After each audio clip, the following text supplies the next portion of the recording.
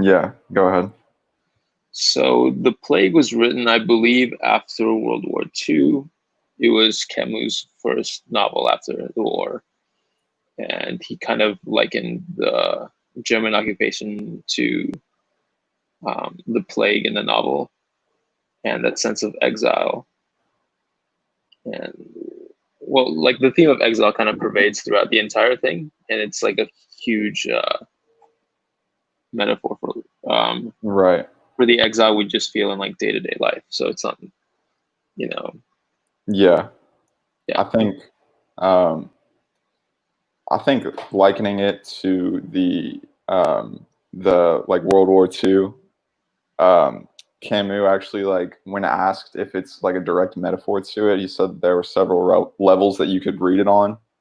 mm, Um, so I would say like World War II is like something that you can liken it to, but I feel like the plague is more so addressing like um, the broader like idea of social injustice, um, and also like the like arbitrary nature of how the universe like strikes people down and in that way because like with World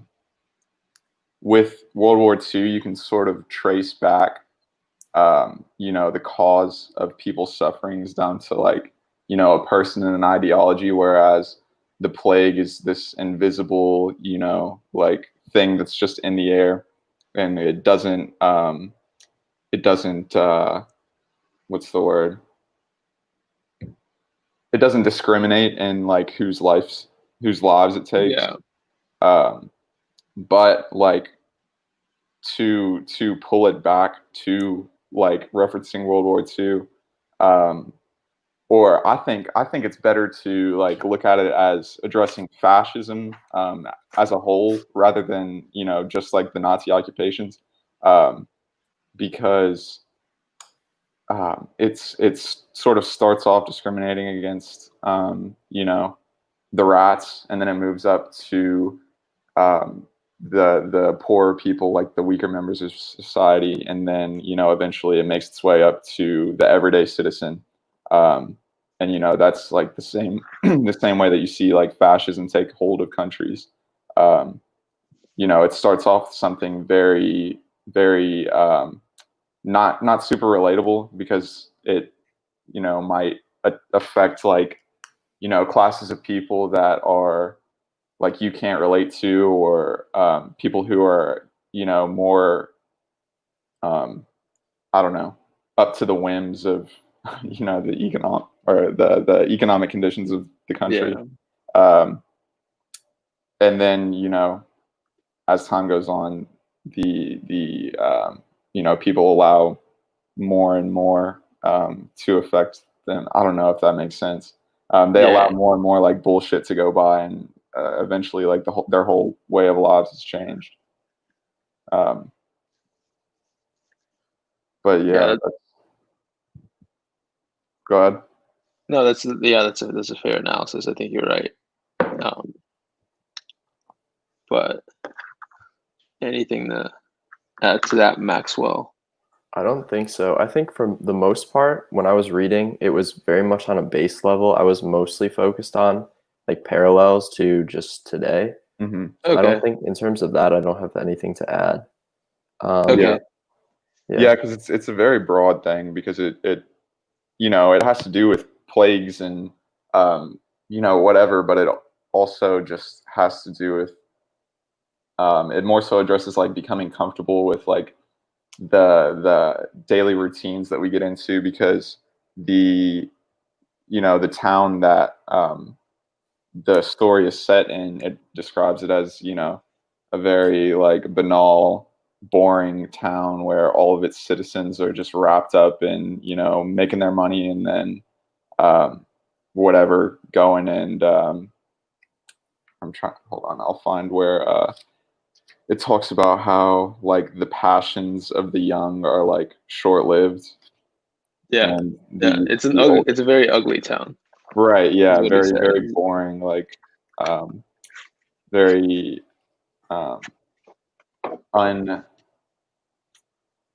fuck.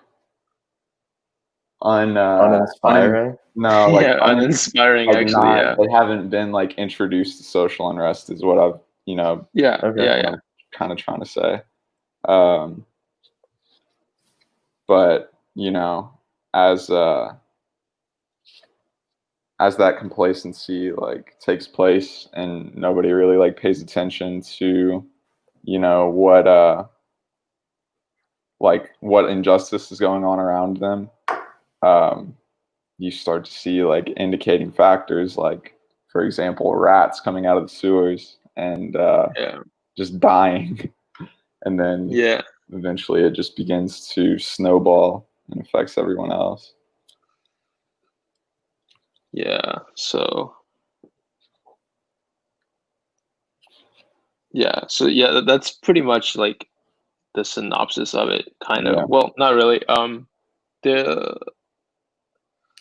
The story touches on a lot of like little vignettes of Mhm. different people within the town. So there's Right. like around 5 or so central characters. So Yeah, they each uh, react to the presence of the plague in a different yeah, way. yeah, like the main character's name is Ryu. He's the doctor, Right. and we kind of find out at the end of the novel. Spoiler warning. We're gonna spoil everything anyway. Right. Yeah, it's Yeah. Yeah, definitely gonna be a spoiler stream. yeah. He's like the narrator of the whole story, Yeah. and there's this other guy named Taro. I'm gonna butcher the names because they're French. in French. Yeah. Who takes like the um, like journal entries of the people living in the town, Yeah. and Cotard. That dude was interesting. Yeah, the one who Very like interesting character. tried to kill himself. Right. Yeah, and then the other civil servant who was There was also a Grand. writer. Yeah. Yeah, Grand. He And was quite sad. then there was Rambert. Yeah. Rambert. Yeah, Yeah. And I I think love Rambert. yeah, he probably had the most character progression out of all of them if I had to judge. But yeah, I think we should definitely go into depth with each character for sure, Yeah. because they all had their own unique quirks and progressions as well. Yeah. I will say that anybody watching, if you haven't read this book, or even if you have read this book, if you haven't read The Myth of Sisyphus by Camus, it is a very supplemental read because it gives you a lot of insight on, a central theme in a lot of Camus' writing is about absurdity, or absurdism, actually, which is kind of refers to the futility of man trying to understand a universe that wasn't created to be understood. So it's Yeah. The right. Yeah, the book definitely touches on a lot of Camus themes of like absurdity Hmm. and how kind of futile life is and how we're still supposed to carry on. Right, Hopefully. exactly. Yeah. Yeah. So Myth of Sisyphus gives you a lot of insight into like a lot of archetypes that are introduced in this story, character wise, in terms of like how they deal with, I don't know, what's the word? Fucking just hardships entering their life. So, I mean, I guess first we can talk about Ryu. Ryu was, I feel like he was probably like the best, or he makes the most sense to have been made like the main character because, um, a pretty much the solution to absurdism that um, Camus flirts with a lot is to basically, help your common man and in turn, like reduce the amount of absurdity to the universe. Um, so, that, and they introduce it as like common decency in this book as to why, like, Taro and Taru, I'm going to butcher him too. And Rambert, both decide to eventually help out. And Ryu's job is like already to help out. Like he's kind of forced to, whether or not he wants to take hold of this like common decency. Yeah. So it just makes the most sense for someone who is forced to, see and process like all of the, I don't know, frontline shit. I guess if that makes sense. Yeah, But, yeah, definitely. And he kind of remains this cold, almost objective observer, not in the way that Taru was, because Taru, you can tell that he had this yeah, ideal that he lived for. It's like further explained as the narrative goes on, because at first Taro was kind of seen as like this objective observer who just, jotted down notes about people in the town, right. and his writing was kind of cold and just like, I don't know, like just very clinical. But I think Ryu is more of a true kind of, how do I put this? Yeah, like this objective. Like more interested into Yeah, like like the he's like a spectator, really. right. Because while he has his own sort of ideals, he does not try to project them onto other people. I don't know. Uh, I think he Yeah, makes more commentary than Thoreau, because Thoreau like would just write shit down, and only towards the end of the book did he start like ascribing his own personal, yeah, interjections to them. yeah, but like with Ryu, like for example, when Rambert wanted to leave, Ryu didn't really object to him leaving at all. He told That him that was he a was really fine. good. That was a really Yeah, good. I don't know, scene, I guess you could call it. yeah, But, yeah. He didn't really object to him like leaving. He understood his side of things and how Rambert was. He had this like passion for life that was different from his, and he wanted to be with the person he loved. And to him, that was the most. That was his truth. That was the most important thing to him, and he couldn't really take that away from him, or he couldn't invalidate that point of view. Really. right. I I think saw him as Rambert is a. Go ahead, Maxwell. I saw him as very much a character of reason. Like in the Yeah. beginning, he was very like his opinions just made sense. Like they were objectively what should be done. Yeah. And then towards the end, like you just brought up the point with Rambert, um, he had no reason to fight back, try and change his mind because he had reasoned already and came up with that opinion that he was free to go if he wanted to, because he understood he had a different opinion on how things worked. Right. Yeah. Yeah, I like that. Yeah. I think Rambert like sort of represented like the reaction and the progression of like starting with apathy and then coming to like become familiar with the sufferings of the plague is what sort of brought him out of that apathy, because in that apathy he pretty much went on with his daily life and really only cared about his personal interests. So you can kind of see that in like people who just like really turn a blind eye to like social issues today. I guess he's like the example of like white silence, I guess you could say, if you were trying to draw a parallel to like BLM movements and things like that. And I don't know, as he became more intimate with the tragedies of the plague and seeing people around him take responsibility who weren't, like their interests weren't directly tied to, how the plague was ravaging the city. Yeah. I don't know, maybe inspired him. But Yeah. that is a really good scene in the book, because it sort of talks about how the book talks a lot about how like the idea of heroism, like and the disconnect between people's understanding of heroism and common decency. And in that particular scene, Rambert talks to them and reveals that he's not actually going to leave the city anymore, even though it was all set up. And I feel like he had he kind of wanted them to react and accept him as if like he was doing some huge heroic act, but they kind of like didn't even react whenever he said it, because they were just exhausted. And like they had already been doing it. It was just what you were expected to do for like the health of this society, is to just like, it's just common decency to decide to help out. And then Rambert goes and says that he had already made his decision before he even talked to them.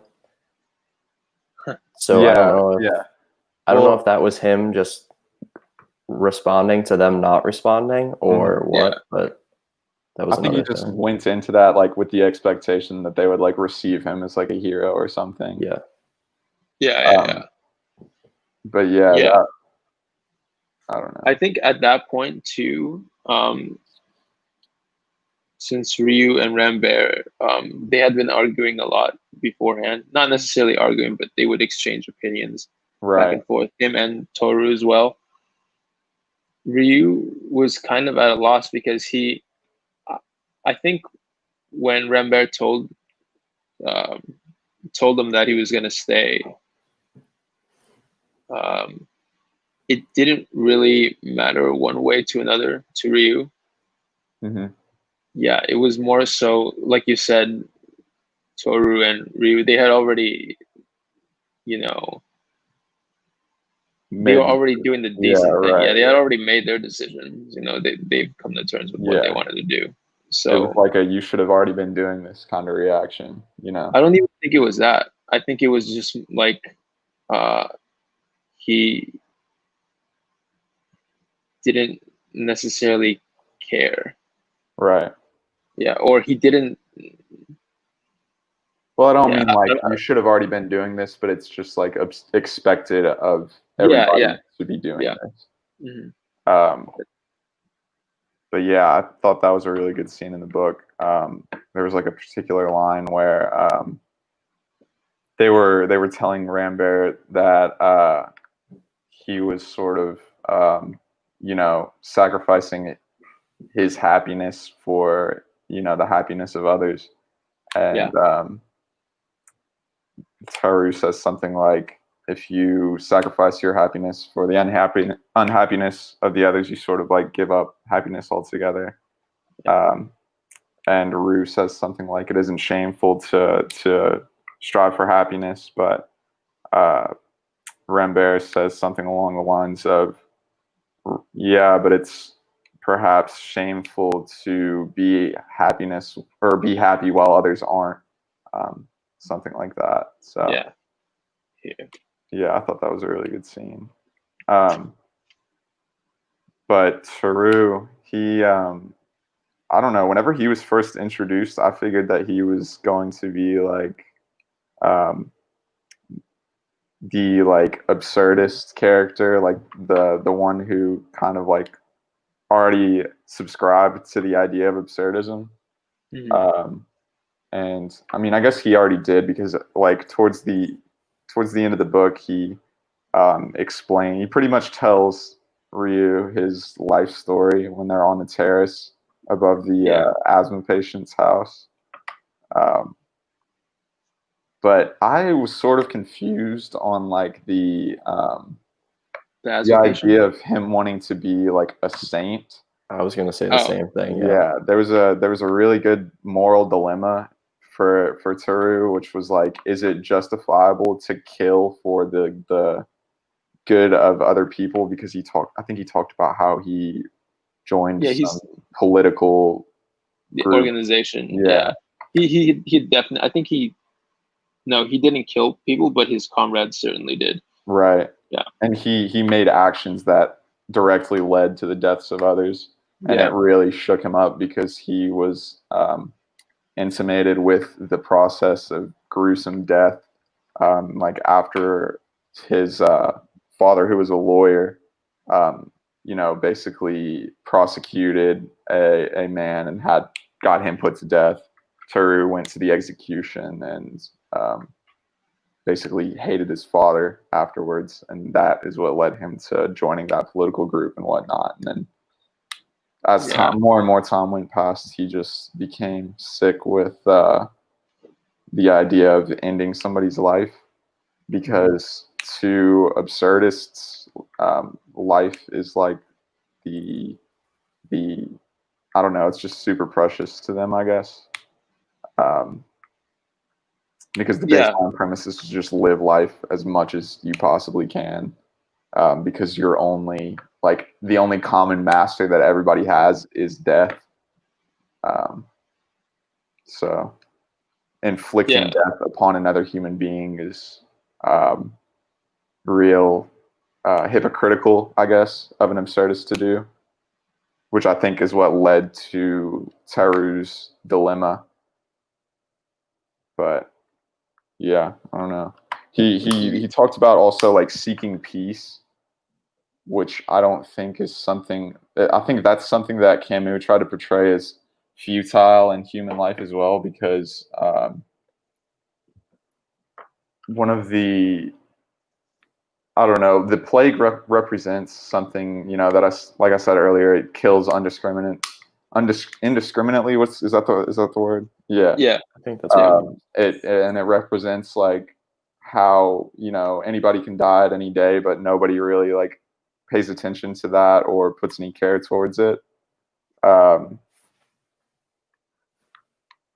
Shit, I just totally lost my train of thought.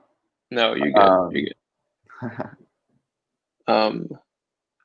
Yeah, another thing to note is that Teru's his adversity towards the death penalty kind of mirrors Camus, because I know Camus was a strong advocate against the death penalty. Right. Yeah. He was a very politically active individual. Yeah. Shoot, what was I saying before I lost my train of thought?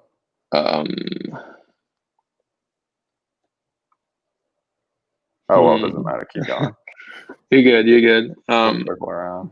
But yeah, you'll recall it. Yeah. There was this one passage where Rambert and Taru were arguing about like the nature of man. Mm-hmm. And Taru says that man isn't an idea. So he's under this like assumption that man is something that's, you know, more than an idea. It's a soul of some sort. Yeah. It's something a bit more metaphysical than, you know, like an abstract concept. Right. And Rambert says otherwise. He says that man is an idea.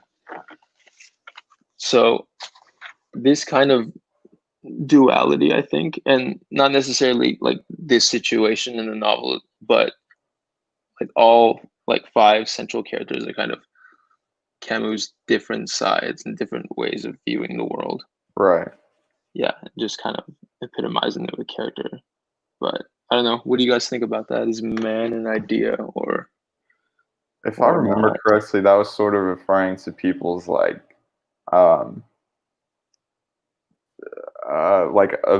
averseness to like coping with the fact that people that they couldn't see were suffering, right?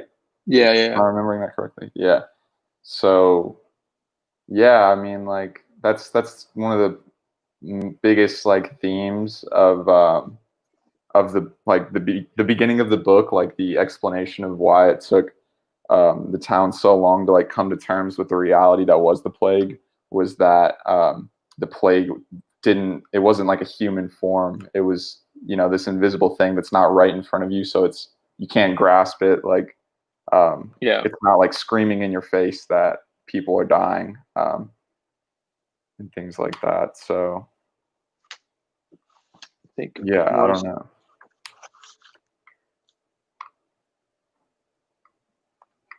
I could go further with that, but I don't think it would bring it back around to the man is or isn't an idea. But yeah, I mean, I guess if I were to expand on that, I would just say like you know, the hold on. Someone said, if Camus wants us to accept the absurd, man is an idea. There aren't any set standards for how man should live. There aren't set standards for how man should live. Interesting. Yeah. Yeah, Rambert argues that man is an idea, and a precious small idea once he turns his back on love. And that's my point. We, mankind, have lost the capacity for love. We must face the fact, Doctor, must wait to acquire that capacity, or if really it's beyond us, wait for the deliverance that will come to each of us anyway. But he's playing the hero. Personally, I look no farther. And this is when he's talking to Tarot, because he tells Tarot that he recognizes that he's willing to die for an ideal. And Rambert says that he has no need for heroism, that he's not like that. But I don't know. I tend to actually agree with Rambert and say that man is an idea. You want to expand on that? Like, I don't really get that question, if I'm being honest. Okay. Wait, which question? Like, is man an idea or is it not? Like, okay, illustrate that to me. Yeah. So the whole notion that man is an idea, it's kind of like, it's really like, do we have a soul? Is there some sort of essence behind man? You know, is there a ghost in the machine?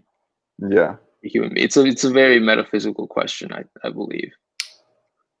And I mean, one can draw different conclusions and say that, like, man is like human nature. Okay. Yeah. And not something that's more metaphysical like that. Like, the idea of man is just the idea of human nature. Okay, gotcha. And, like, how small and insignificant human nature is in, you know, the grand scheme of the universe. But yeah, I think that man is sort of an idea, and like Rambert says, it's a very small, you know, conception, really. Yeah. Okay. No, that makes sense then. So if someone's saying it isn't an idea, what was Tar's point? What was he pointing out? What were his arguments? I think when they say, like, if man is an idea, then that is sort of like what the town has fallen into believing, you know, by way of inflicting all these like moralist viewpoints and judgments and shit like that. Exactly. Yeah. And you know, like, for example, in Panelou's first sermon at the church, he sort of condemns all the people of the town to their deaths because, you know, it's like their fault that God is striking them down. Yeah. But in reality, the universe is, you know, not like a moralist construct. Like, it doesn't have like ideals. It doesn't care. Yeah.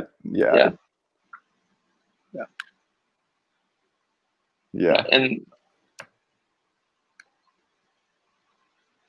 so there aren't any set standards for how man should live. It's interesting. The standout point of the story was the old man who spat on cats from his balcony. Yeah, he was an interesting guy. Yeah. And they said that they made it illegal to spit on cats and dogs during the time because of the plague. By killing all the cats and dogs. Yeah. Pretty horrible. Yeah. I think, I don't know, Teru's like analysis of that guy was kind of strange to me, because at the end he couldn't decide if the man was or wasn't a saint. Yeah, but he talked about how you could only judge a saint on like saintly actions, but like maybe down below, like they actually are a saint. But that was a weird train of thought, an interesting one that I didn't like pick apart too much whenever I was thinking about it. Oh, when he was talking about the asthma patient. No. The guy on the balcony across from Rue's or Taru's hotel that was spitting on the cats. Oh, yeah, yeah. Because he called the asthma patient a saint, and then the asthma patient responded with saying something to the effect that, like, if daily habits, like his daily habits were saint-like, then maybe he was a saint. But Yeah. yeah, I just thought that was like a funny, like the book is not devoid of like comedic moments. It has like some, Yeah, but they're few and far between. definitely. Yeah. There were definitely some spots that made me chuckle. Yeah. The asthma patient was definitely an interesting character too. Yeah, I love them. Yeah. Yeah. Makes you think of like those like a scary movie with the senile old person talking about the Yeah, he rats was are this. coming out. Like, Yeah, he was cool though. He managed to survive to the very end. no, the who Taru? No, the asthma patient. Yeah. He Yeah. survived the whole way through, right? Yeah. Yep. I was And kind of upset whenever Taru died.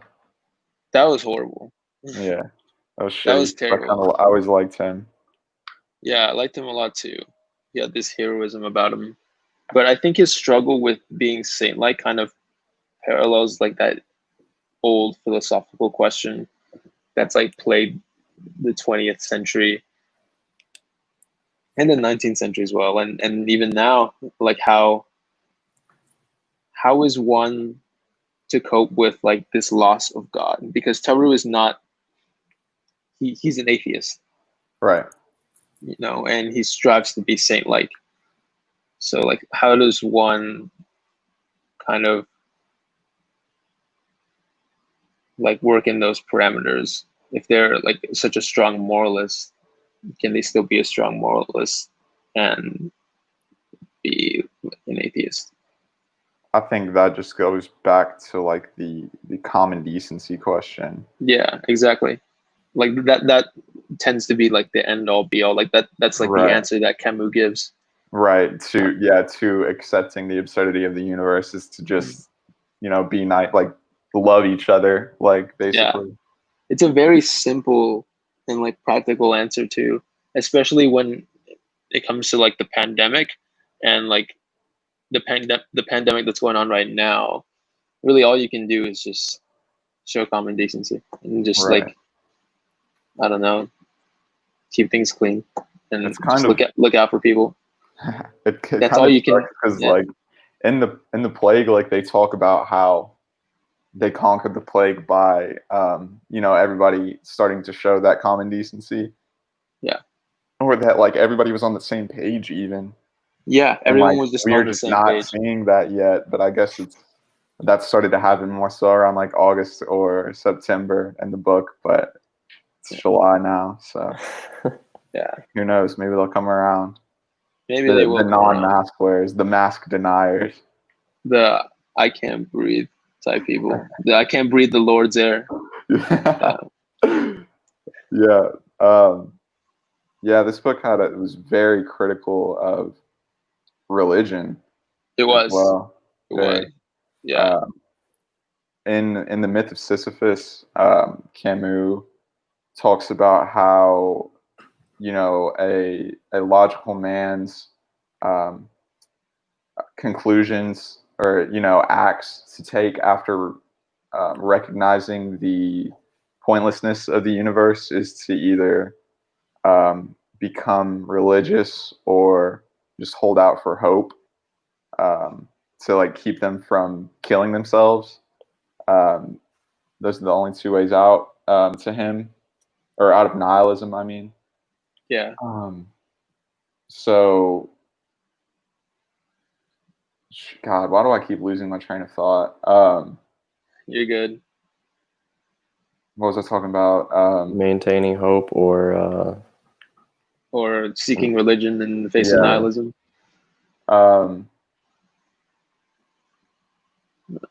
Well, yeah, I don't know. I guess his problem with turning to religion is that turning to religion sort of like prescribes that or prescribes the universe to have like opinions and moral values and things of that nature. And then in the story, it gives a very like detailed, like gruesome account of Monsieur Othon's son. I think his name was Jacques, like dying in agonizing deaths to the plague. And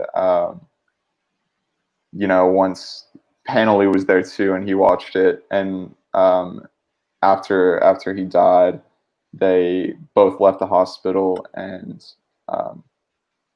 had a conversation about why a child should like how they don't understand why a child should be put to death in a universe that is supposedly like moral. And basically the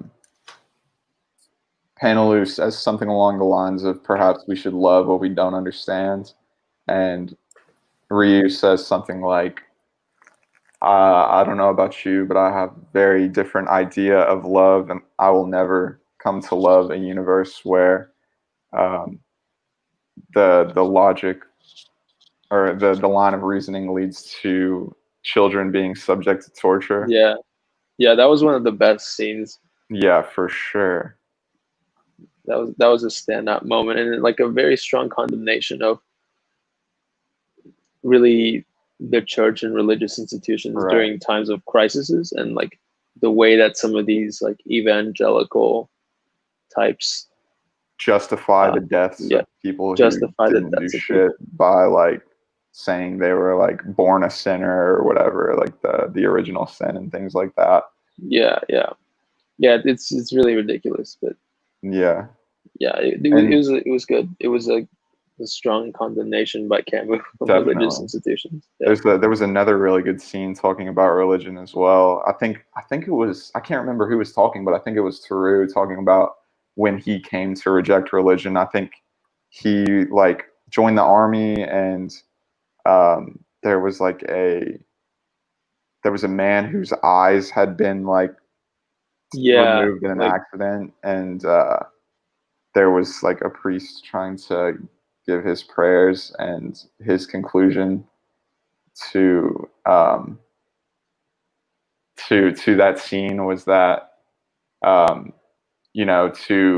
think the priest lost his faith, actually. Yeah, it says he'd known a priest who had lost his faith during the war as a result of seeing a young man's face with both eyes. And his like conclusion was that to give in to or to subscribe to religion is to subscribe to the idea of having your eyes gouged out, basically.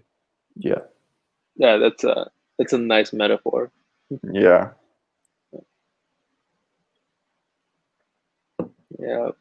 That probably wasn't super articulately put, but no, you're good. Can we talk about Grand a little bit, because he was a very interesting like Grand's story was very, very bleak, and it had me thinking a lot. That one hit a little close to home, especially like being a writer.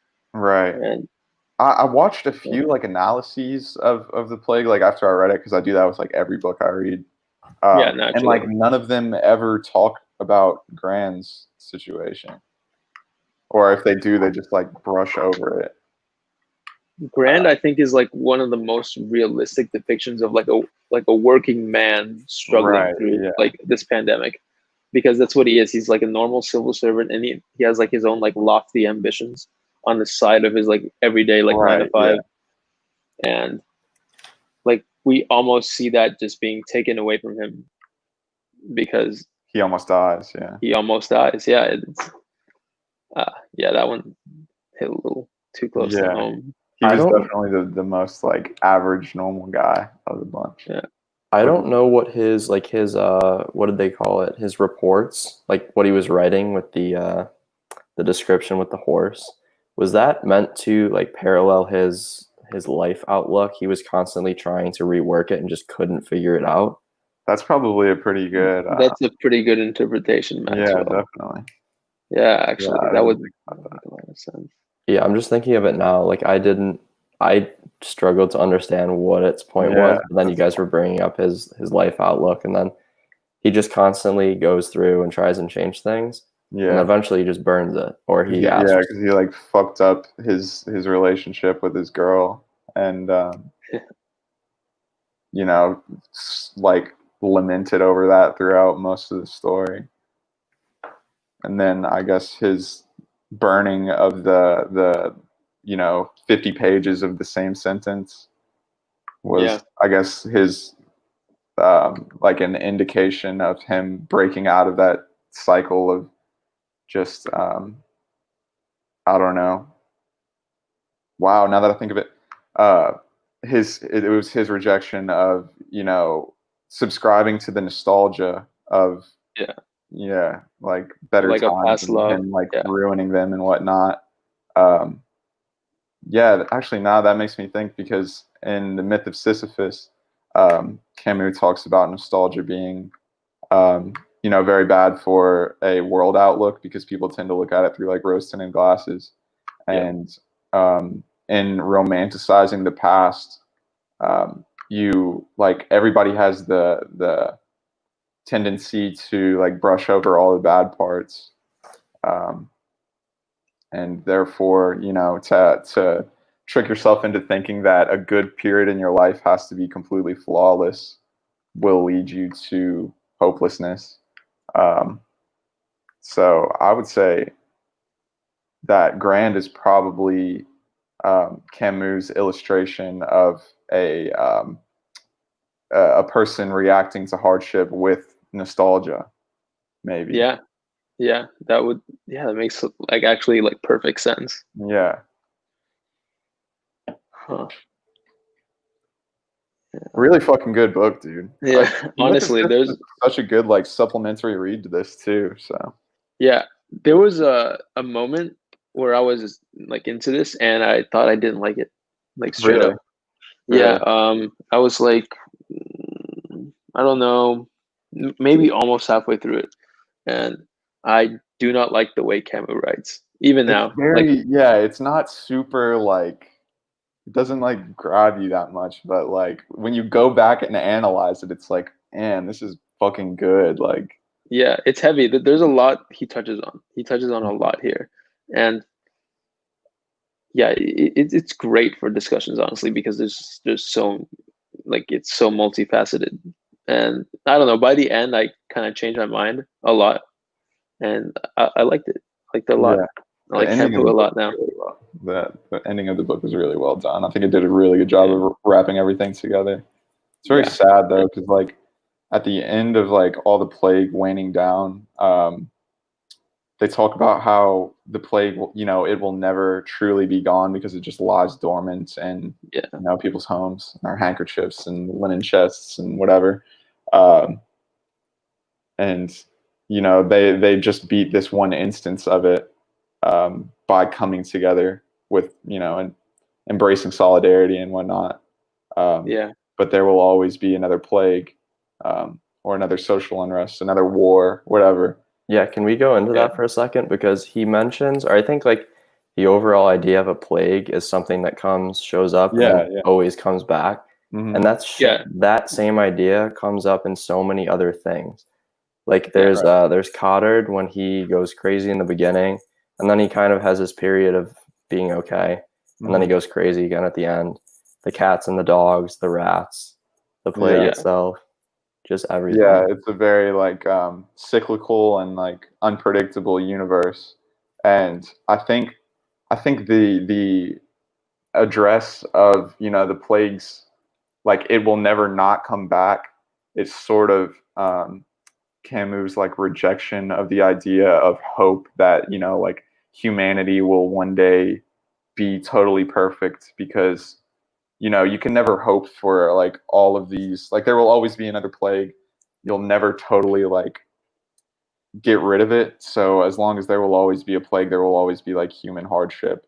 And for yeah, you to hope that, one day whatever will reach more immortality, like nobody has to worry about anything anymore, is just futile, because, there's always going to be another like hardship. And as long as you have hope, you can be, disappointed and sent back to nihilism, I guess.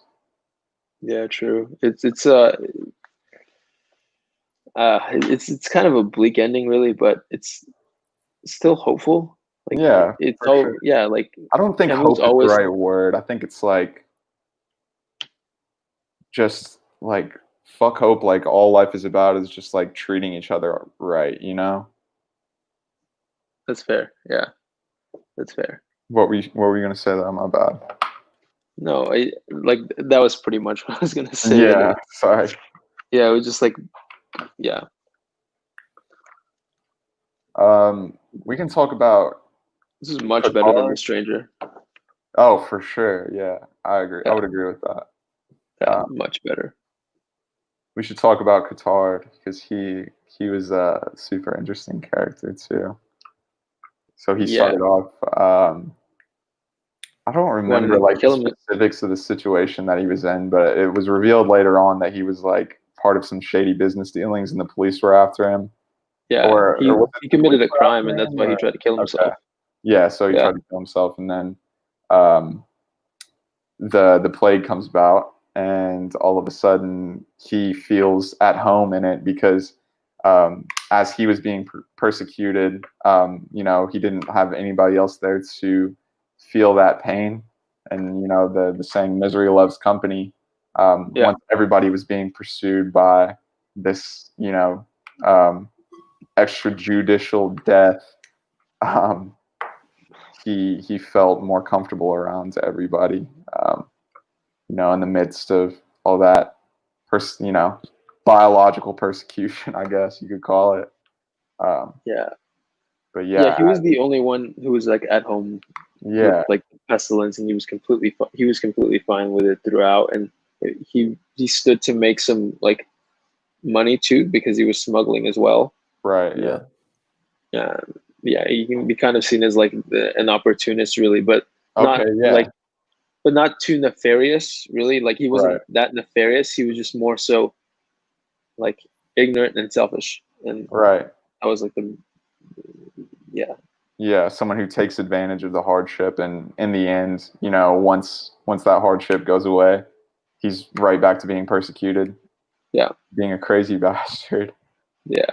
I thought it was one of the funniest parts of the book was I think like as the plague was winding down, I think Ryu was walking with Cotard back to Cotard's place from his surgery, Oh, it and was Toru. Yeah, I think it yeah, was and Toru. Yeah, yeah, and then the like as they pulled up to their apartment, um, two men walked up to Cotard and asked him if he was Cotard, and then he just fucking ran away. he just ran away. Yeah, that was a pretty funny moment actually. Yeah, Yeah, that sounded like a fucking like oh shit. Dun, dun, dun, dun, dun, dun, dun, dun, dun, dun. What's that yeah, name yeah. of that show? It, like it was pretty slapstick. Yeah, it was funny. What the fuck is the name of that show that ends like that? Larry I King don't is the know. or wait, is it Larry King or fucking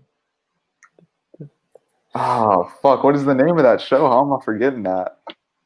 I'm Um, not sure. I don't know. Anyway, The ending with Cotard was really funny too. Like when he finally Oh like yeah, he starts shooting and stuff, and yeah, and they that was carry just him off chaotic. and I couldn't follow fucking it at points. yeah, it was so yeah,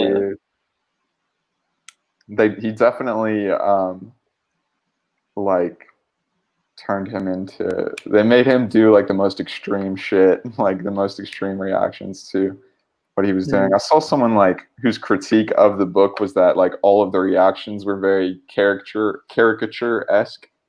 Um, I but think I don't know. I yes. feel like Yeah, that makes it way easier for like the points to be made because they're still relevant no matter how caricature-esque they are. Because yeah, yeah, not everybody's going to go to these extremes, but there's a little piece of each of these characters in every single one of us. yeah, yeah, Some yeah. people it's bigger than others for sure. Yeah, no, not Seinfeld, Adam. Yeah, the characters aren't they're not like shrouded in like this sense of realism. Yeah, like the reason Camus writes like that is like literally to convey a point. It's to mhm, convey like for his sure. his Yeah, like philosophy. a very clear-cut point on Yeah, that line of thinking. yeah. It's not for like poetic purposes or anything like that. Yeah. Yeah, because I feel like a novel with as much commentary as this has, and like, because it'll break up a lot of like the scenes with the commentary on like how Yeah. certain sections of months were going. I feel like something like this has to be a lot more caricature-esque because you don't get as much of an intimate relationship with each individual character through like a constant dialogue, and this person's doing this throughout the whole thing. Yeah, the dialogue is very sparse. A societal scale. Yeah, because it more so like while it touches on like different individuals' reactions, it's more so like a novel about the collective rather than like an individualistic take. Right, so, because it's such a like broad spanning commentary, I guess. Yeah.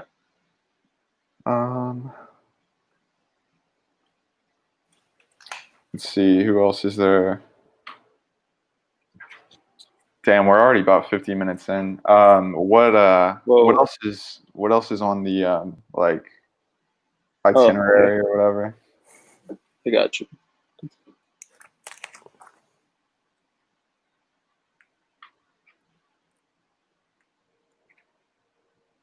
see. Well, we can talk about parallels.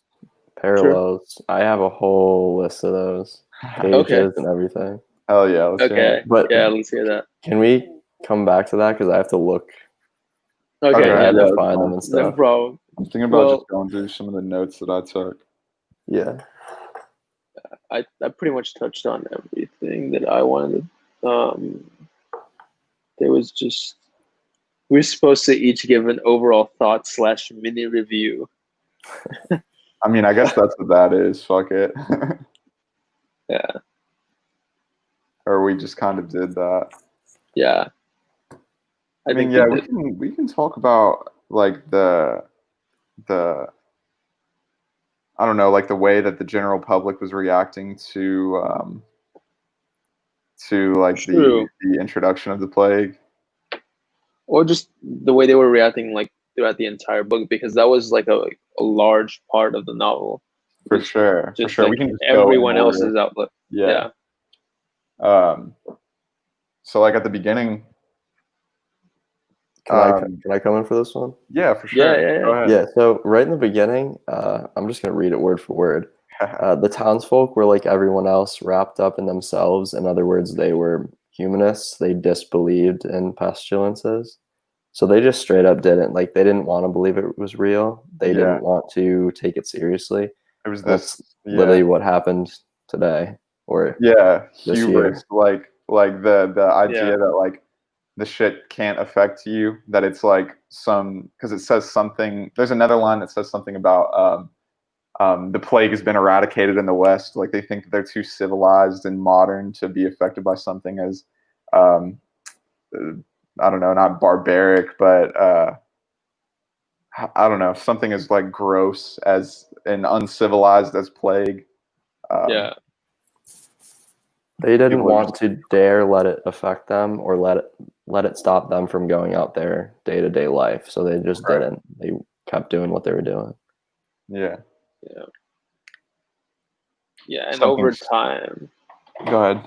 Yeah, like over time, they kind of got into like this daily routine, really, everyone. And you can just see how like the more it dragged down, the more people became like desperate and just like bogged down. There was like this sense of like defeatism in like the entire populace. And that's kind of like how I think a lot of the quarantine has been for not just in the United States, but all over the world, like the sense of like defeatism and just, like, what the fuck can you do? You can't do it. You just have to bear it. Right. Yeah. You just have to bear like the isolation and like the uncertainty that comes with like losing a loved one. Yeah. Because rather than taking precautions, they would just say that, oh, it'll end soon. Yeah. Same shit Trump has been doing like throughout the whole process of COVID. Yeah.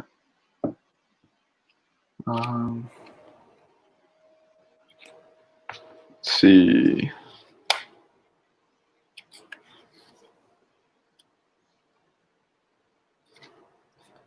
Yeah, I guess towards about the middle of the book is when Taru started up like the sanitation squads. Yeah.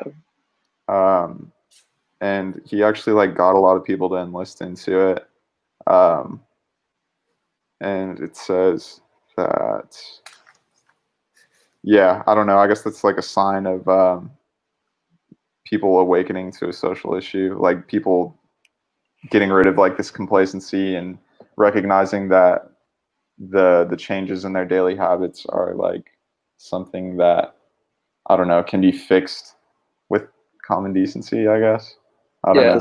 At the same time, I wrote it down. I don't know where it said it, but I'm pretty sure a lot of people joined because there was literally nothing else to do. True, yeah. So at the same time, that kind of counteracts the human Right. decency thing. Yeah, like it was also a lot of people joined because the job market and the economy was so bad that they always needed new volunteers, and when another one would die, they would need another one, and and so on. So a lot of people Right. they instantly just joined because they had no other means. Yeah, they said people were more scared of poverty than dying of the plague. Yeah, yeah, and I think there was actually like a lot of like commentary or critique of capitalism in this book because Camus himself was like a anarcho-syndicalist. Like he was very, very far left.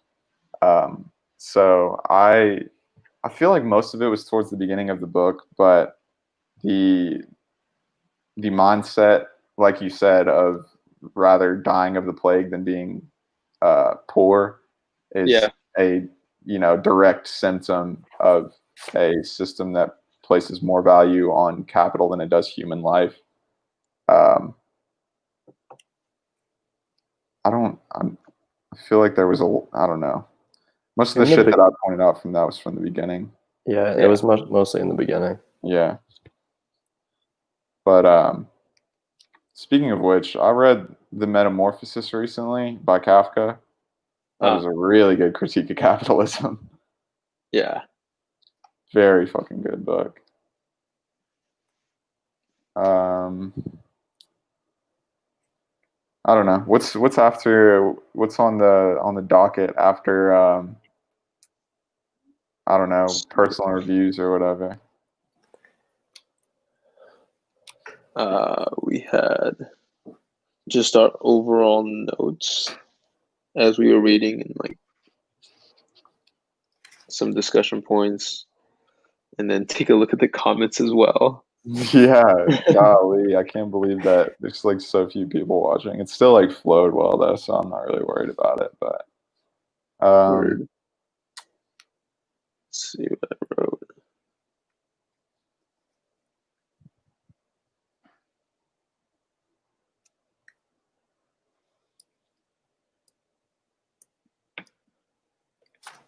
They pointed out the idea that no one really cares until, like, they talked about marching. They said 10,000 people had died, and then they talked about marching 10,000 people out in front of someone and then just killing them. yeah, And the idea that no one really cares until they know someone that has it. right. So I thought that was a good parallel. Definitely a good parallel. Yeah. There was also a point where they kind of talked about like fake news, which I found funny. Oh yeah, there was a lot of fake news. Yeah, it wasn't like, maybe I just read too much into it, but they talked about how they wouldn't. They were changing the scale, like they would only show the deaths as in it was either weeks or By days. day. Yeah, it was at first by day. weeks, and then they changed it to by day. Yeah, so Yeah. people wouldn't really care. Smaller. Yeah. Yeah. Like when people see a smaller number, it like psychologically like Yeah. puts them at ease. And there were a bunch of like news I don't know, newspapers that popped up. The Chronicle, or the Plague Chronicle, or whatever it was. Literally just making money to try and instill hope into the people, but probably at the same time. The Plague Chronicle, they called it. There were ads in it that were home remedies to cure the Oh plague. yeah, So like yeah, people bought advertising space to right, provide cures or to yeah. advertise their cures. Because didn't it Yeah. start off as like marketing itself as this like unbiased, like we're only going to tell you the truth Yeah. publication, and then it just evolved into Yeah, something this of selling home remedy advertisements. I mean, just like an that opportunist, that's like complete racketeer.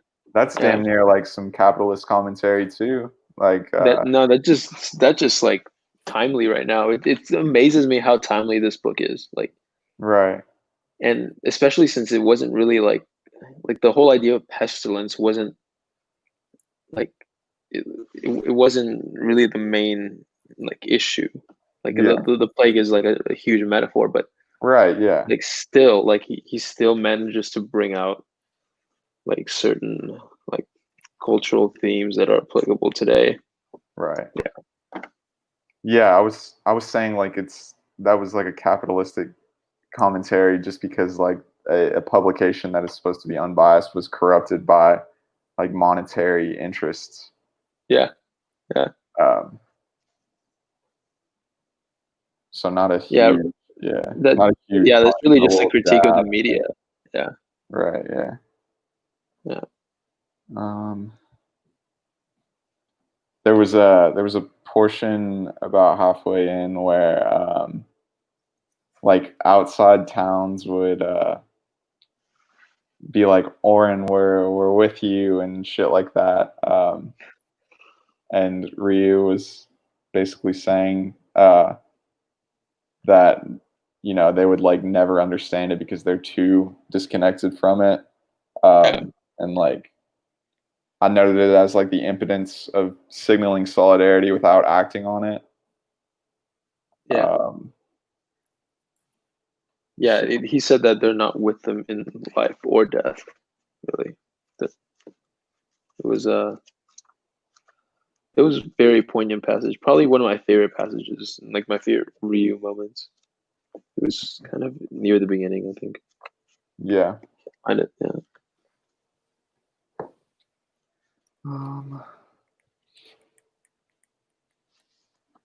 Let's see. Oh, we should probably talk about Monsieur Othon, the magistrate, a little bit too, because Yeah. that was a really interesting situation. Yeah. Um, I like that. That was interesting, and it's just something that I don't know. He was a judge, and after his son was diagnosed with the plague, and he yeah, eventually died, and in a very agonizing death too. And um, the magistrate was locked up in like this quarantine camp, and he was mistakenly put there for like an extended period of time where when he should have been released, earlier. But then he decides to stay behind in the camp and volunteer yeah, just to kind of just to cope with his grief, really. right. I Yeah. think he's like a really good example of someone like in the society whose like whole lifestyle has been taken over by like moralist virtues, because in the beginning of the book it talks about his relationship with his kids. He would constantly tell them to like sit up straight, don't talk Yeah. about rats at the dinner table, stuff like that. He didn't really, and like how that sort of overtook his relationship with his kids. He didn't really have one before that. It was mostly just these very like vapid, like, Yeah. you got to teach your kids good manners and all this shit, but like he didn't really have a connection with them. Yeah, I forgot Yeah. about that. He Yeah. called them his poodles. Or Right, that's what yeah. the book That was called that them. was what Yeah. Teru said. Yeah. But like the plague eventually forced him, um or just kind of showed him that like how vapid of a relationship that he had with his children, like on a human connection level. Because like after the kid dies is like the first time you actually hear him call the kid by his name. And Yeah. I think there's a scene where he walks by while Teru is like driving a car and talking to like Rambert or Cotard or something. I think they were both there, and just says something about, you know, the process, like just letting it run its course and things like that. And you know, eventually he is forced to realize, you know, the value of human connection after his son is taken from him by the plague. Because it's kind of like pictured as like a robot. Yeah, like the whole family is like depicted as like a bunch of robots. You know, before his son dies, and then that's like the first time that he actually starts showing very like human characteristics and you know, despair. See, someone said, shit. The parallel to our current situation is how a lot of people reflect and really find appreciation and love for their family and friends after being separated from them due to quarantine. Right. Before they would just take everything. Yeah, that's true. Though by the end of it, yes, they definitely miss their loved ones, but by the end of it, like Rambert says that he's like completely changed. Like as much as he wants to kind of go back and like rekindle those old like feelings of passion that he had for his wife and how much he like longed to see her again, he was like detached from it by the end. Right. Because, you know, the whole ordeal was so heavy. Yeah. His like love for her was revealed to him to be a bit selfish. And that's what sort of like changed his outlook on the situation. Subconsciously, I guess. Yeah. Because I don't know if it said that he reflected on it, but I know at the end of the book it talked a lot about how like it didn't end with the numbers of the plague being at 0 cases. So it was still talking about, you know, people who had lost loved ones and people who were still sick and things like that. Yeah, it kind of ended like there wasn't 0 cases, but there was still like a few people who, like you said, had loved ones that were still like sick towards the very end, and they were stuck in this kind of gray area where they weren't sure to like kind of rejoice or feel like grief, and they just wanted to like get out of it, like one or the other. Yeah. And Ryu was one of those people because Toru and his wife had both just died, and I think that was like a commentary on like the you know, I guess basically just saying that it's kind of ridiculous to you know, throw all these huge celebrations for something that was defeated by coming together with common decency. I don't know, because there was like, I don't know, maybe more to mourn than there should have been to celebrate. You know what I mean? Yeah. Yeah.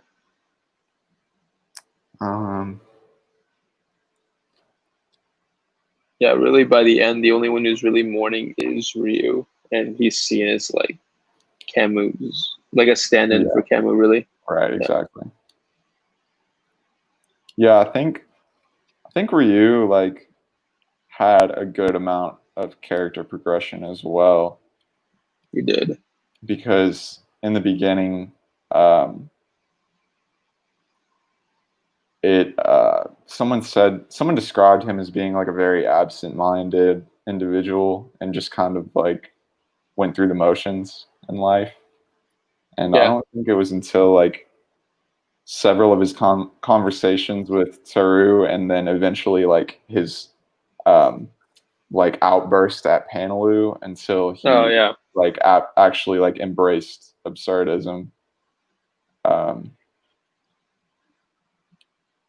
So that was interesting. I thought, he was definitely like the perfect character to be the narrator, like social situation or employment situation and all that. Yeah. Yeah, and it's interesting how in the beginning he was the only one who was really, like Maxwell said, like the only rational one out of all the doctors, because there was others who didn't want to call it for what it was, and didn't want to take any real like precautionary like quarantine measures at all because they were just scared. It's because social unrest to them was scarier than then breaking the habit. populace dying. Right. They would rather have several people die than break the daily motions of its individuals, because people in these complacent societies are super afraid of change. And I mean, I guess that's every society. Yeah. That's just like human nature too, I guess. No, not necessarily. I think some people like welcome change a lot more than others. Yeah, I would agree with that. But like modern contemporary society, right? It's built to like not change. Right, like traditional values and like conservative values in general. Are what makes it so hard for people to embrace change.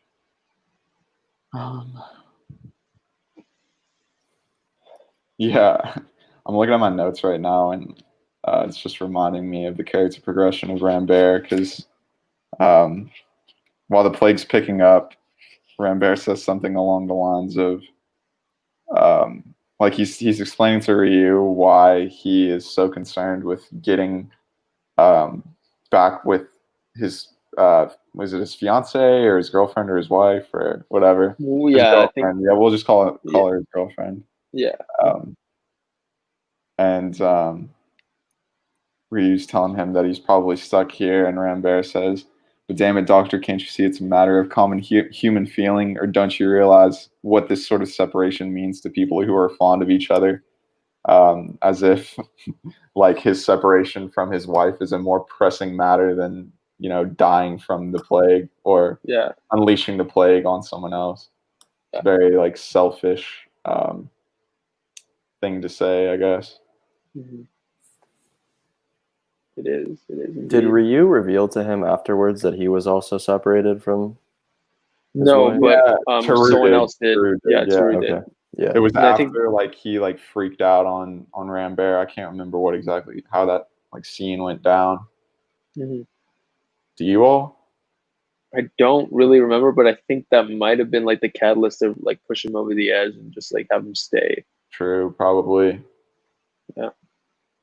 Yeah, because that's probably that was it. That he recognized that he wasn't the only one that was suffering from that exile, like the whole town was, and that's why in that one scene that we were talking about earlier, he realized that it's just as much his problem as it is anyone else's, because everybody is suffering like the same thing that he is with those feelings of exile.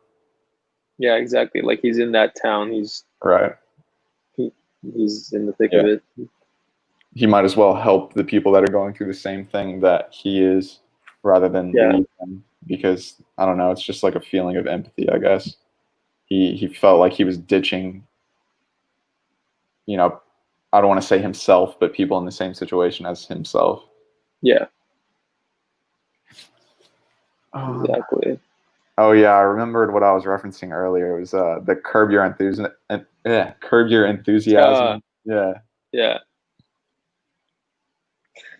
Let's see. I got some discussion questions pulled up too. Sure. I feel like these are a lot of like stuff that we've already been over, though. Or like very obvious shit. Yeah. Yeah, because like I mean the book is pretty like it doesn't hide it's not what very it's trying ambiguous. to. Yeah, it's not ambiguous at all. It does not hide what it's trying to convey. Right. Yeah.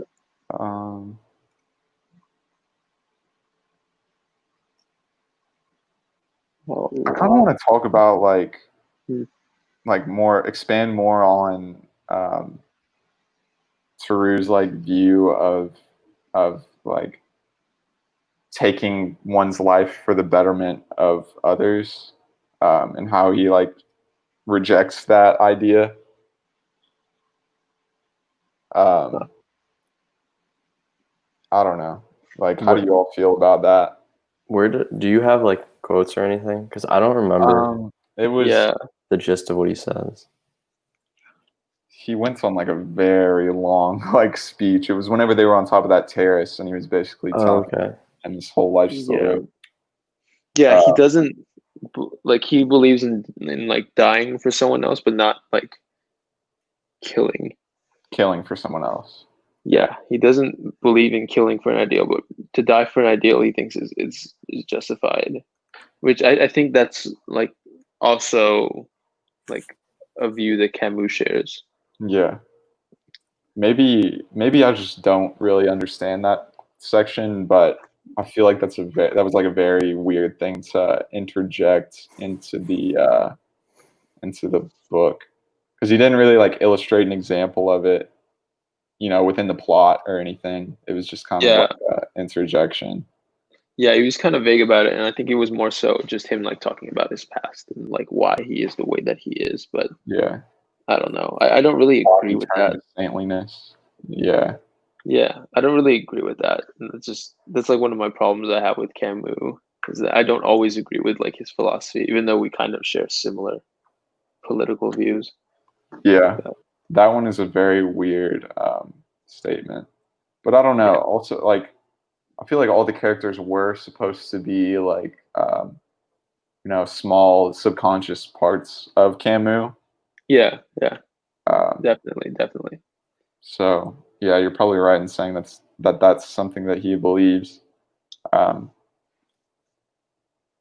but yeah, I mean, I guess if the overarching solution for Camus in terms of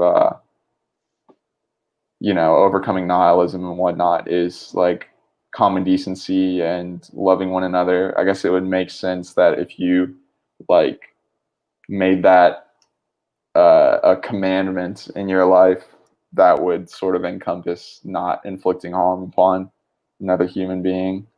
Yeah. But yeah, that's definitely a topic for debate for sure. I don't know how I feel about that. Yeah, I don't think any real progress can be made in dismantling a system unless there's like some level of violence. Yeah, because I I just feel don't like see it as realistic. think that is to reject the idea of people just legitimately being evil. Yeah.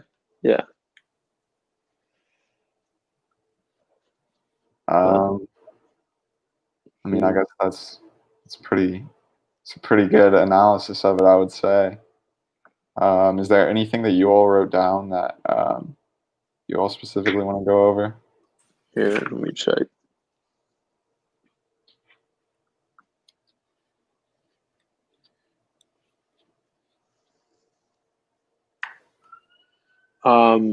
I think we already touched on it a bit. Wanted to talk about like collective versus like individual responsibility, Okay. and how like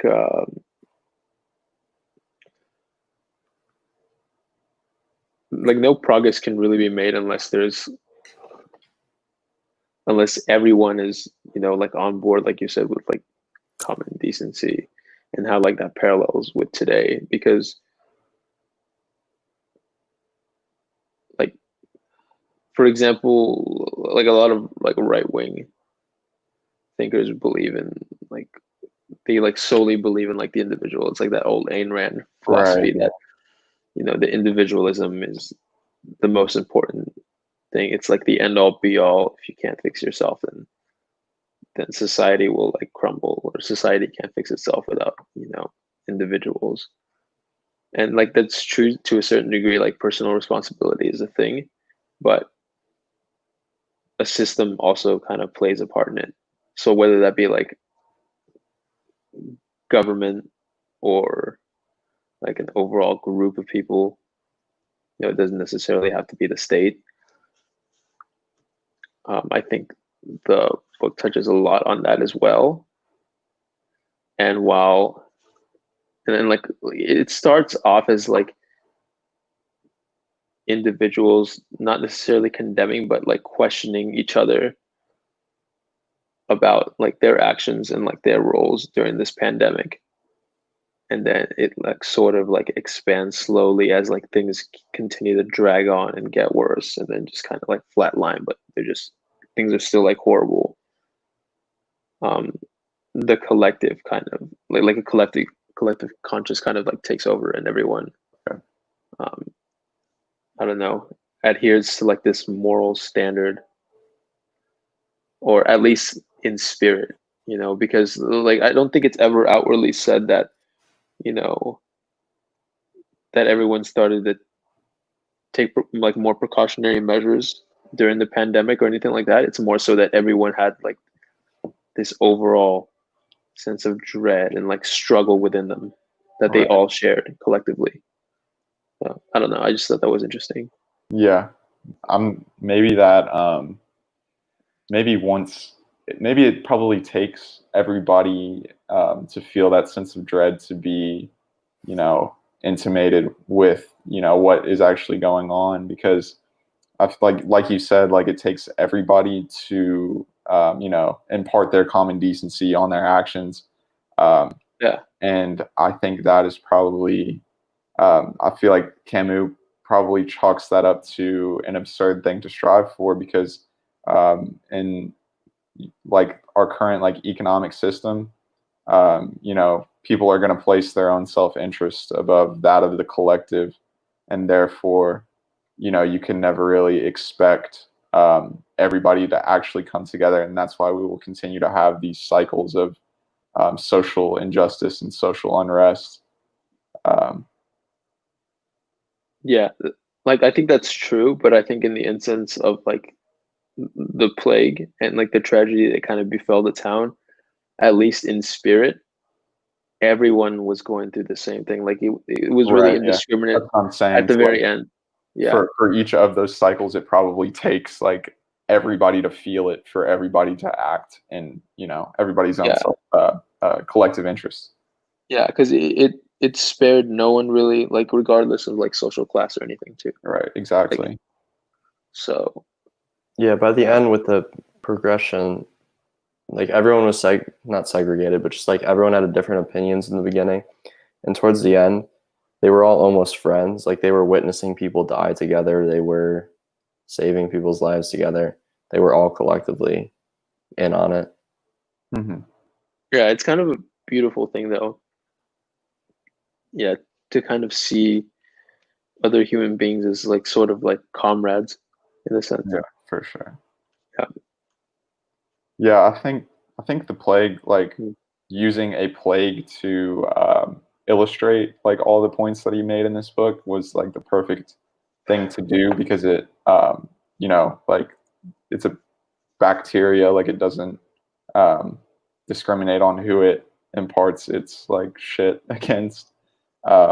So sort of everybody was at the will of it, whereas if it was something as simple as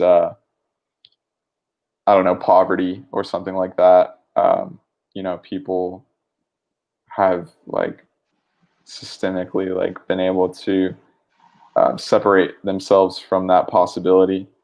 Yeah, that's true. Mm. Wish there was more discussion in the comments. Yeah, are there? No. Yeah, we got 9 people here. 9 people, yeah.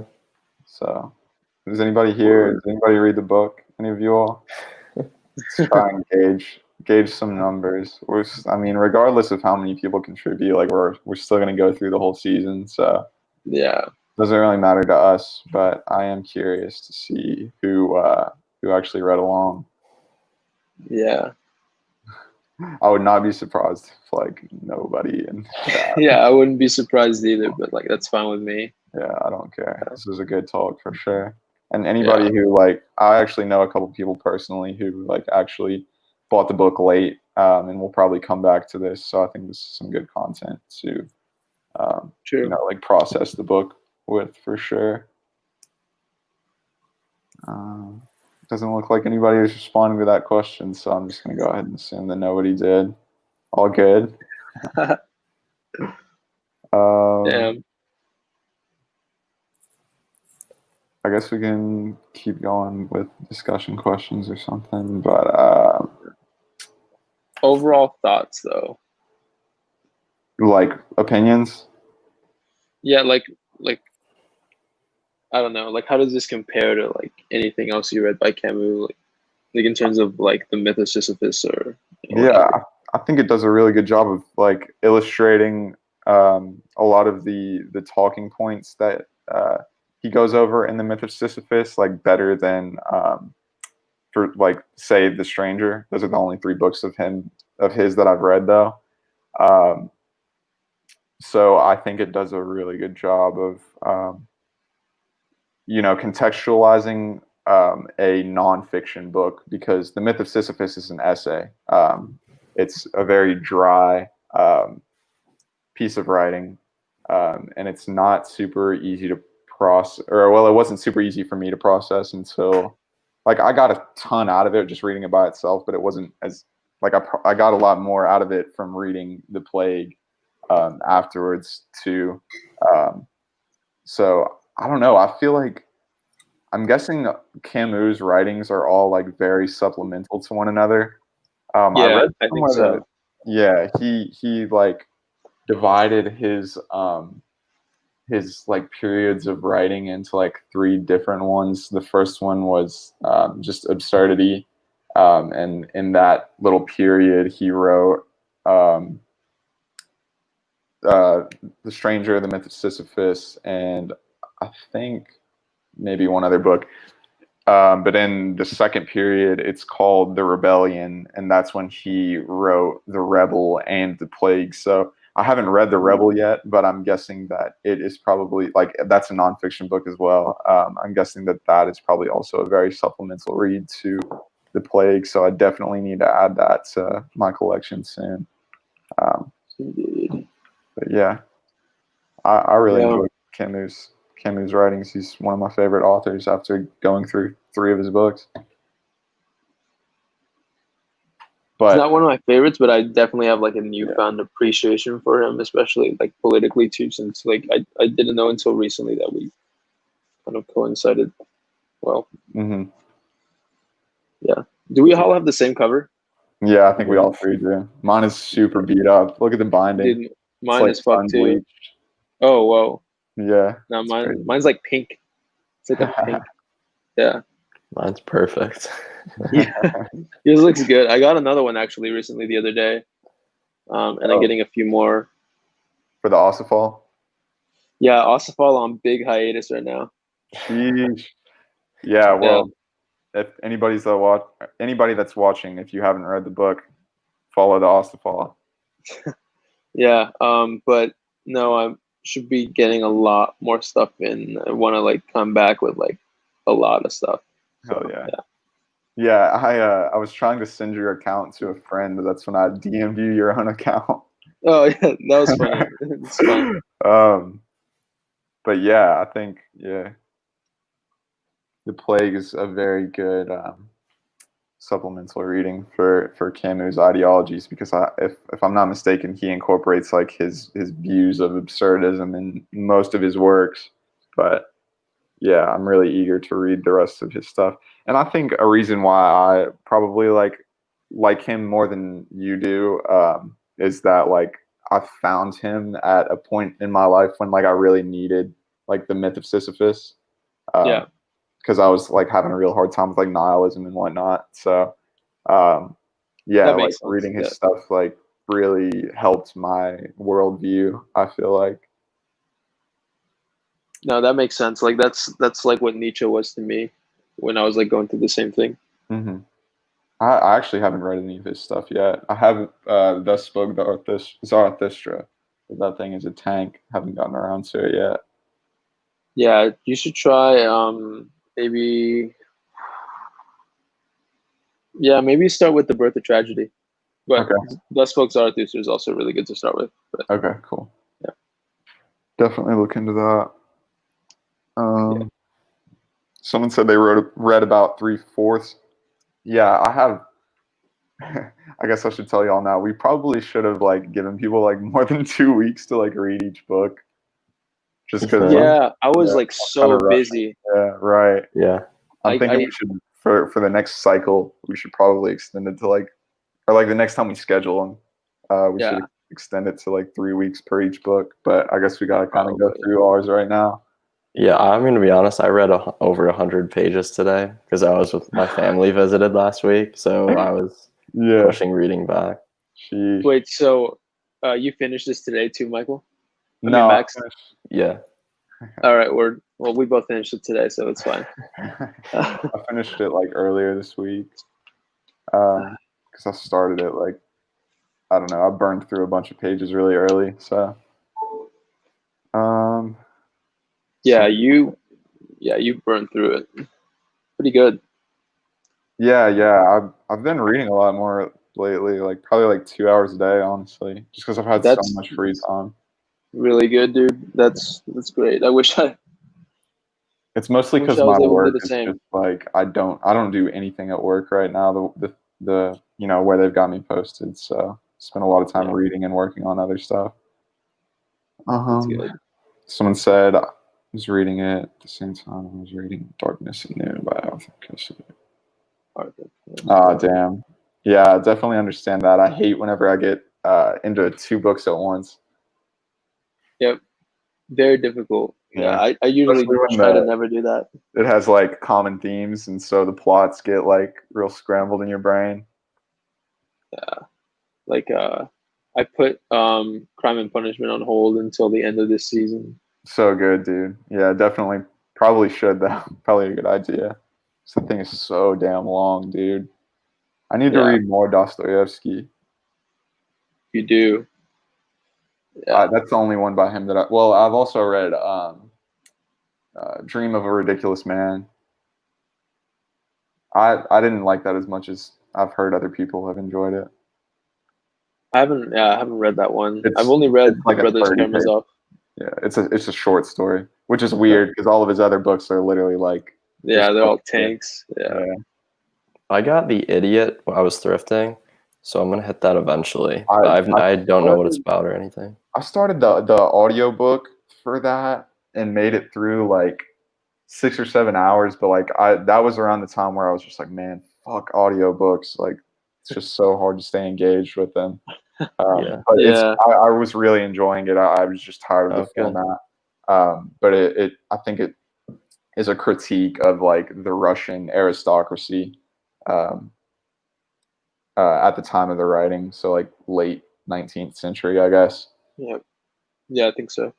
But yeah, that one was really good. I need to get a physical copy of that, so I'll actually finish it because I was enjoying it. And how are you liking Norwegian Wood so far? Oh, dude, oh man, what a good read. Like I haven't been like really taking any notes on it just because like I feel like I kind of absorbed all the information that I needed to. Like I took notes for the Plague, but like I didn't really need to because like I haven't really been going back to them for reference. So like I didn't need to with this one either. It was a good one. It really made you think. Like I definitely had to stop and think about shit at some points. Yeah, same here. But yeah, Norwegian Wood, so like it just pulls you in. His style of writing is so good. So I think. Go ahead. No, you go ahead. Not when I first when I read it, I think I finished it in 3 days. Like not a flex. Like I really enjoyed it. Yeah, I got right into it. It's a long one, but it's really easy to blow through for sure because it just flows really well and all the characters are really interesting in their own ways. So I recommend it. Anybody that's watching, definitely pick up Norwegian Wood, blow through it so you can contribute to the conversation in 2 weeks. So yeah, that'll be a good time. But yeah, definitely really enjoying that one. So what were you gonna say, Francis? No, yeah, I think I also like kind of blew through it when I got it. Yeah, it was like 3-4 days, and I was like done with it right away. Yeah, I read like 100 pages in like a couple days, over 100 pages in a couple days. So it's definitely one that has my interest peaked. But yeah, I mean, I guess that's everything for the play. I guess we can cut it off right here. We can, yeah. That was a little shorter than I anticipated, but yeah. That's what I mean. An hour and 40 minutes is pretty good. Oh yeah, it's good. Norwegian wood fire. Yes, it is indeed fire. Yeah. But yeah, someone said picked up a copy of The Energy of Slaves by Leonard Cohen. I need that. I have his novel The Favorite Game. I don't know when the printing is from, but it's pretty old. I'm gonna go grab it real quick. Yeah, mad envious of that. Yeah, I never looked on Etsy for books, but I was just looking at like printings and stuff, and I didn't realize there's like usually it's pretty curated. 2 or 3 novels. Yeah, very curated. At this bookstore in Louisville that I really enjoy. I love these like Bantam publisher covers. Yeah, I need that one. I was looking. The same, but they're so like good in their simplicity. Oh shit! You're fine. We could still hear you. Did you all hear me? Okay, cool. I had my No, computer muted, so like I couldn't hear. No, we heard you fine. We heard you fine. Sick. But yeah, mad jealous of that. Yeah, I haven't read it yet, but I'm really looking forward. They're so expensive, dude. What, his novels? Yeah, that one's like 30. Oh, really? I saw a copy of Sun and Steel on eBay the other day for like $70, and I was honestly like really thinking about it because it was one of the Rising Sun covers. Oh, the Rising Sun covers are it. This is the best covers. Fire, dude. Yeah, for sure. And I almost thought I really was thinking real hard about buying it for $70, but I just couldn't do it. Yeah.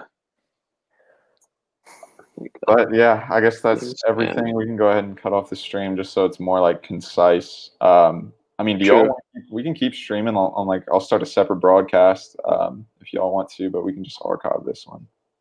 But if you all have somewhere to be or need to eat or anything, it's fine too. Yeah, I have like some work to do. Okay, cool. All right, bet. We'll just cut this one off. I'll trim the beginning to start when we talk about it, and it'll stay up on my page. So. All right, cool. Sounds good. All right, thanks, guys. See y'all in a bit. Yeah. See you in a bit. Later. Thanks for watching.